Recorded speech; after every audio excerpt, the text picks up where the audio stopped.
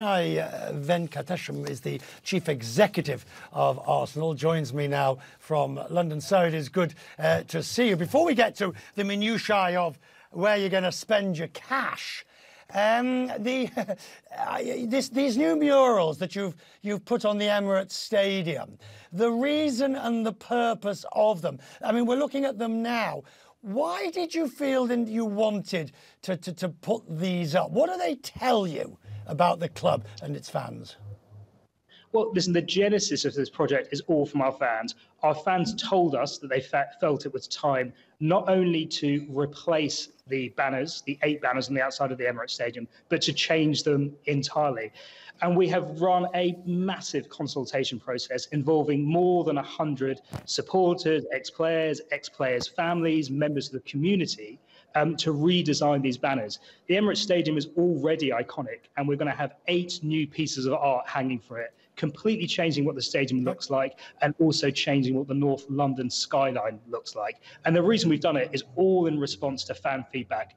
They wanted us to make the change, and we've involved them in the process to make those change. And today we're launching these 8 new banners right in the heart of Islington, and the fan reaction so far has been fantastic, which is great to see. Now, the fan reaction certainly will be interested on the murals. They'll be even more interested if you bring Mikhailo Mudryk to Arsenal. Where do we stand on that?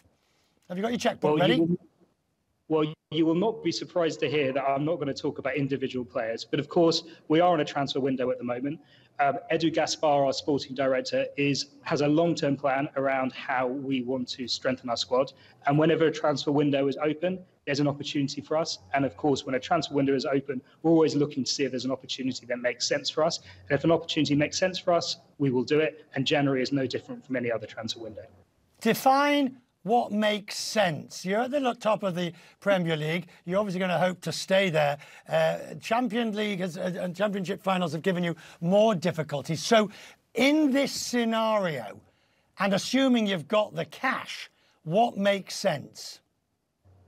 Well, of course, you're right. We've had a great start to the season. We're only halfway through, as you said. We'll take each game as it comes, stay humble, and see what we can do, trying to win every game as we go. In terms of the transfer window and your specific question, in terms of what makes sense, it's always the same equation. Can we find a player that we think is going to really add something to the squad? And can we find a player where we think the price for that player makes sense? And when those two things make sense, then we'll make a move. When something doesn't make sense, we need to be patient. We're a business programme, so, well, you're the CEO, so you're used to looking at the balance sheet. Let's talk some of the business aspects. The cost of a season ticket now, it's over $4,000, £3,200 odd. This, again, balancing act. The UK is probably in recession at the moment. How are you going to navigate the ability to raise revenue and at the same time be a fan-based club and not go broke at the same time? Well, we have multiple revenue streams. We always have our broadcast revenue stream, we have our match day that you talk about, and we also have our commercial revenue stream. So, of course, we need to drive our revenues forward across the board. And then, effectively, they have a virtuous circle spinning. We drive more revenue, we invest it on the pitch, we're more successful on the pitch, and we can drive more revenue. Of course, it's tough economic climes at the moment that we have to navigate. But the challenge remains the same, to continue to grow the size of our business so we can invest more on the football side, to give us the best chance of being successful on the pitch and fulfilling our objectives, which are to compete for the biggest trophies in the game. When you look back at the whole ill-fated Super League, what do you make of it? I mean, obviously the question is whether if something along those lines came up again, would you be, I'm not asking you whether you'd join, would you be interested? Would you take a meeting even? Listen, as far as we're concerned, the Super League is in the past.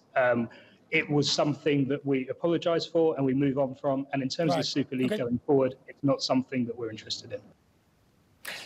Back to the game, back to the year, back to the way it's looking good. What do you think has changed that has allowed you to propel Arsenal that little bit harder and further this year. Is there something, as you look at the team, the composition, the strategy, the match day strategy, can you see something that you think has changed? I think there is great momentum at this football club on and off the football pitch. On the pitch, our men's team are, of course, doing really well. Our women's team are doing fantastically well. Our academy continues to promote players into our first team. So I think it's a combination of factors. I think right at the heart of it, coming back to the project today, has been that connection and the strengthening of the connection that we have with our fans. And today is a great example of this. We're changing the banners on the outside of the stadium, and we're doing that hand in glove with our supporters, involving them every step along the process.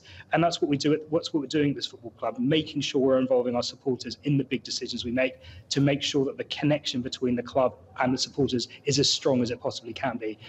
That helps us have a fantastic atmosphere in the stadium, and that helps us fuel performance on the pitch. I think I'm looking forward to. We need to do Quest Wins Business from the Emirates Stadium one night. Come and talk business face to face.